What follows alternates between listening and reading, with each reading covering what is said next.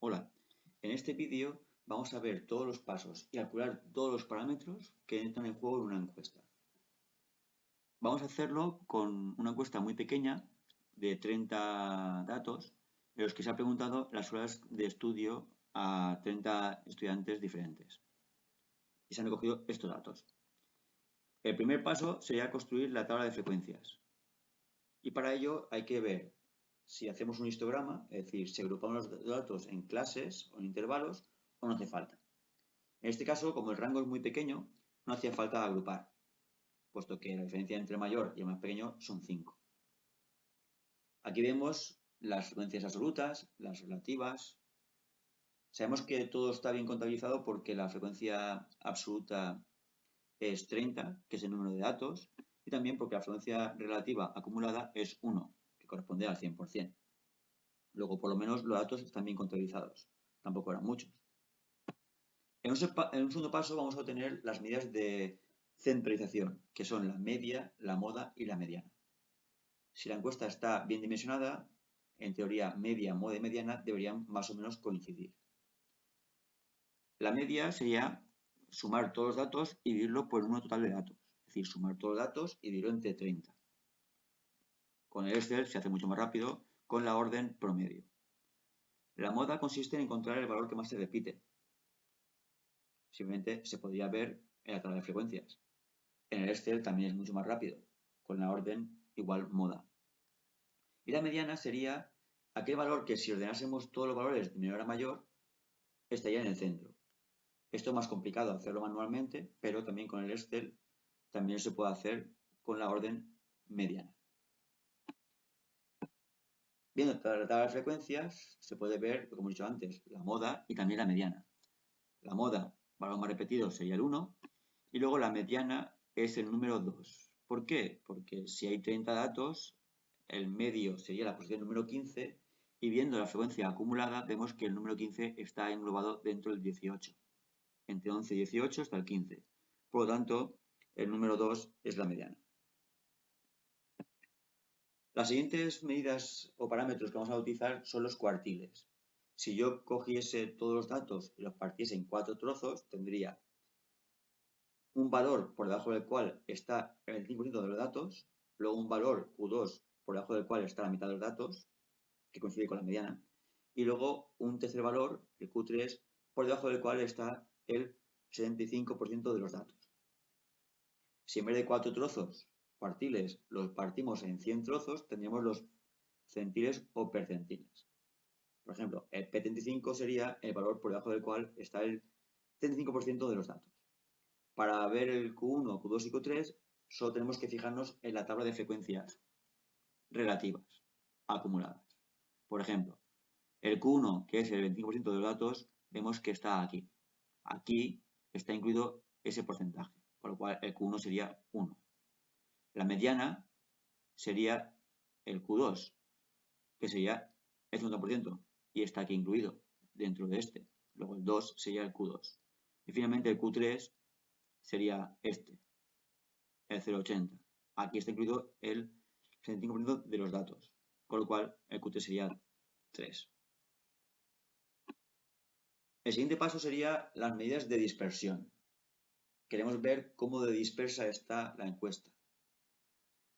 Antes hemos visto que el rango era muy pequeño, la diferencia entre el máximo y el mínimo es muy pequeño, y luego hay una serie de datos que no tienen mucho significado, como son desviación media, varianza o desviación típica, que son datos intermedios.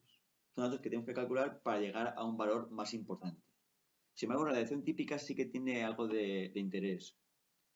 Si centramos una encuesta en la zona media, que es 23, y me alejo un valor de desviación típica por delante o por detrás, es decir, llego hasta el 368 o llego hasta 0,68, ahí más o menos me encontraré a este porcentaje de datos. Si en vez de una vez que hago la medición típica le aumento 2 por arriba o 2 por abajo, entonces ya tengo este porcentaje de datos, el 95%. Y si ya me alejo 3 veces la medición típica por una parte de la media o por la otra, entonces ya tengo prácticamente al 95% de los datos. Ya un dato muy atípico sería aquel que estuviera fuera de estos intervalos. Con lo cual la definición típica me dice más o menos qué números están cerca de mi zona y cuáles están ya demasiado lejos.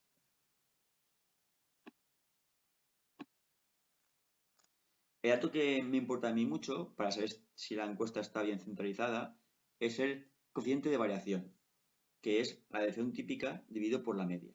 Este valor sí que es interesante. En nuestra encuesta me ha salido un valor de 0,65. Eso quiere decir que de cada 100 puntos, 65 están demasiado lejos de la media. Es decir, más de la mitad de los datos están demasiado lejos de la media y por lo tanto esta encuesta no es demasiado buena. ¿Este valor para qué me puede servir? Por ejemplo, un ejemplo muy sencillo es el del jugador de baloncesto. Un jugador de baloncesto habitualmente en cada partido puede meter una serie de puntos. Imaginemos que un club de fútbol, de baloncesto como Valencia Basket, quiere fichar a un jugador y tiene que decidir entre dos jugadores. Mira su promedio de puntos en los últimos 5 partidos y recoge estos datos. Al hacer los cálculos ve que la media de cada jugador es la misma. Sin embargo, la variación del primero es muy pequeña y la del segundo es muy grande. Eso quiere decir que el jugador B es menos estable, porque la mayor parte de los valores que hace están muy alejados de la media. Más de la mitad de los datos que tiene están demasiado lejos de la media. Eso quiere decir que unos partidos meterá muchos puntos, pero otros partidos se va a quedar en menos. Mientras que el primer jugador, que tiene una media igual que el segundo, es mucho más estable, puesto que prácticamente mete unos puntos por partido en todos los partidos. En ese caso lo que haríamos sería decidir fichar al jugador número A si queremos un jugador estable o al jugador B si queremos un jugador mucho más eléctrico. Hay que tener una pequeña advertencia. El Excel te puede hacer medias, medianas y todo lo demás cuando tiene los datos reales.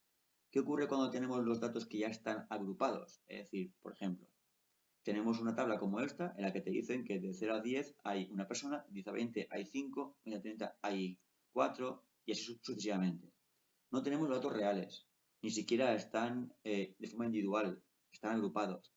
Lo que tenemos que hacer entonces es definir una marca de clase para cada intervalo y picar en la hoja de cálculo un 5, 5 veces el 15, 4 veces el 25, 2 veces el 35.